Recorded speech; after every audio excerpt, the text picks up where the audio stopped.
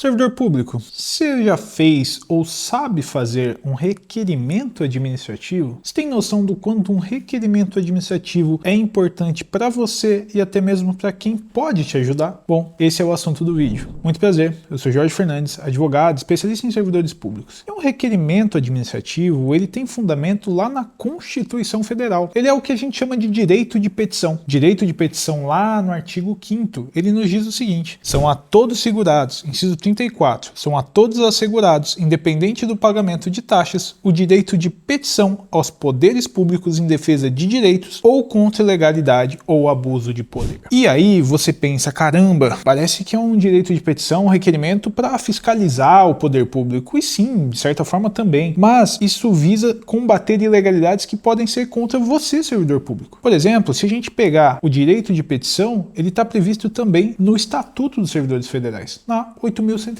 lá no capítulo 8, a partir do artigo 104. São vários artigos falando de direito de petição. E direito de petição, requerimento administrativo, ele serve justamente para te blindar, te resguardar de situações que você pode estar sofrendo alguma ilegalidade. Então eu vou dar um exemplo simples aqui. Você tem uma dúvida sobre a sua remuneração. Às vezes um holerite de determinado mês veio um pouco estranho, veio com alguma inconsistência. Você entende que recebeu menos do que deveria receber. E isso não ficou claro para você. Você vai questionar o RH e o RH te dá uma informação, enfim, te responde de uma maneira informal. Isso acontece muito em administrações menores. Administrações, por exemplo, municipais. Isso é muito comum. O que você acabou de fazer foi um requerimento administrativo, foi um direito de petição, só que da forma informal. Então é uma maneira que, inclusive, nem tem previsão no nosso regime jurídico, porque o regime jurídico administrativo, a regra é a formalidade. Mas você fez um requerimento administrativo. O que eu tô aqui te sugerindo e vou te orientar é que você formalize, comece a formalizar os requerimentos administrativos que você vai fazer para a administração pública. Então, por exemplo, uma situação envolvendo um problema na sua remuneração, uma inconsistência, você pode pegar um papel, às vezes tem um formulário, modelo da própria repartição, do próprio ente federativo, que você preenche com seus dados e com o seu questionamento, com o seu requerimento. Então você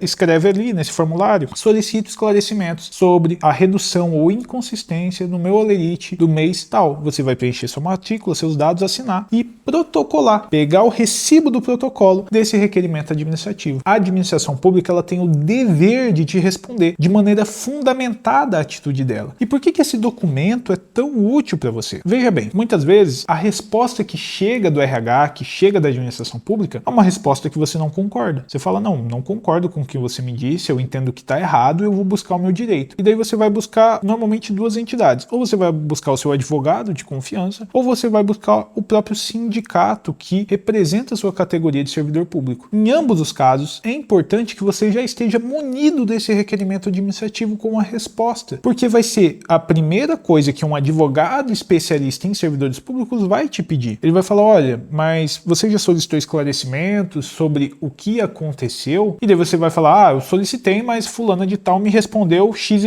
E daí o advogado te pergunta: tá, mas você tem essa resposta por escrito? Não, ela só me falou na repartição. Infelizmente, perceba que essa situação, ela gera uma insegurança jurídica muito grande, tanto para o advogado que vai atuar na sua defesa, quanto até mesmo para quem vai julgar o seu caso. Por exemplo, se você quer levar essa situação para um juiz, como que o juiz vai falar que, poxa, você perguntou, teve essa informação, mas não está ali registrado? Lógico, a gente tem que ter ciência que o requerimento administrativo não é necessário para fazer uma ação judicial. Ele não é necessário, ele é dispensável, mas ele é um excelente argumento de prova até mesmo para outros aspectos. Por exemplo, dano moral é algo muito difícil na administração pública, mas se você demonstra que eventualmente foi negligenciado reiteradas vezes perante a administração pública, foi ignorado, protocolou e eles não te respondiam ou não te respondiam de forma fundamentada, e às vezes você teve um prejuízo na sua remuneração, um prejuízo numa remuneração que justamente tem natureza alimentar, você sustenta a sua família, pode ser que o juiz justamente entenda um dano moral por você ter comprovado essa negligência, essa ignorância por parte da administração pública, de te ignorar no que você pedia, no que você demonstrava que estava errado. Um outro elemento muito interessante envolvendo requerimento administrativo é que ele não envolve o pagamento de taxas. E você mesmo pode fazer sozinho um requerimento administrativo. Qual é a consequência disso? O requerimento administrativo muitas vezes é a via mais rápida e mais barata para resolver o seu problema. Você não precisa pagar um advogado, você não precisa solicitar a atuação do sindicato. Você pode fazer o seu requerimento administrativo e eventualmente resolver o seu problema com ele. Por exemplo, aqui no escritório, como a gente assessora alguns sindicatos, quando um servidor público tem problema, nós orientamos e eventualmente até minutamos o requerimento administrativo para esse servidor. E daí a gente orienta que ele vá até a repartição, protocolo,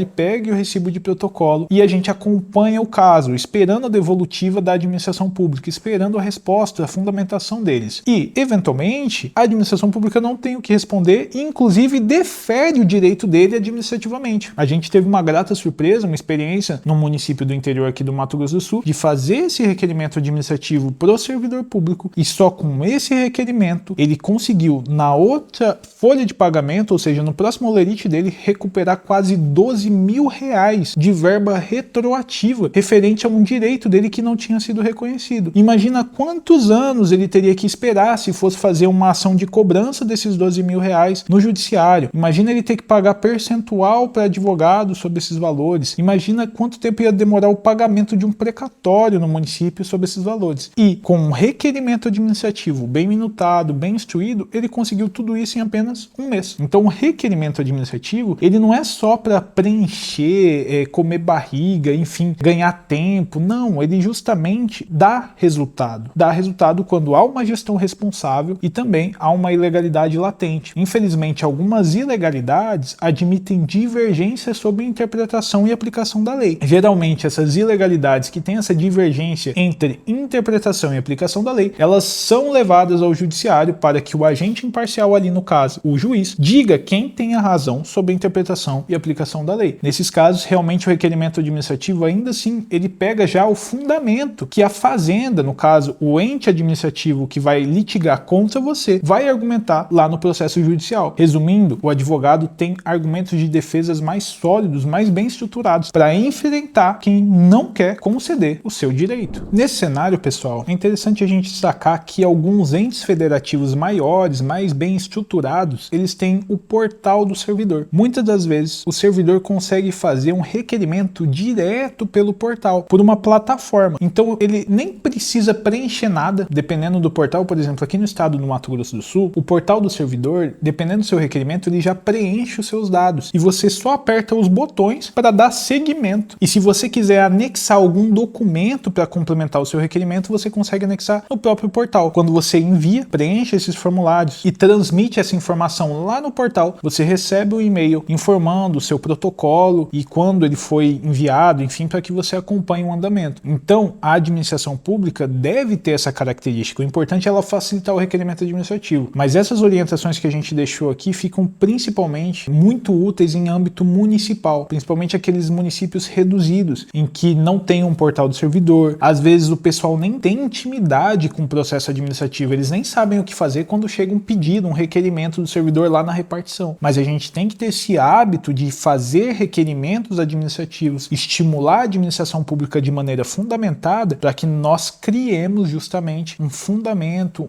um sistema jurídico favorável ao servidor público e que combata as ilegalidades. Não deixe que o servidor muitas vezes, poxa, quantas vezes já não teve erros na folha de pagamento de servidores, ilegalidades que foram se perpetuando com o tempo e ele nunca foi atrás porque ele não conseguia resolver administrativamente. Aí depois de anos ele tem que fazer uma ação judicial que vai tramitar mais anos para ele receber aquele valor por meio de precatório. Enfim, o requerimento administrativo ele serve para combater esse tipo de situação. Pessoal, o vídeo de hoje era esse. Se você gostou do nosso trabalho, gostou do conteúdo que eu acabei de entregar no vídeo, deixe seu like, considere se inscrever no canal e também conhecer a nossa área de membros, tanto para servidor público quanto para profissional jurídico. Acompanhe também nosso trabalho nas outras redes sociais. Um abraço.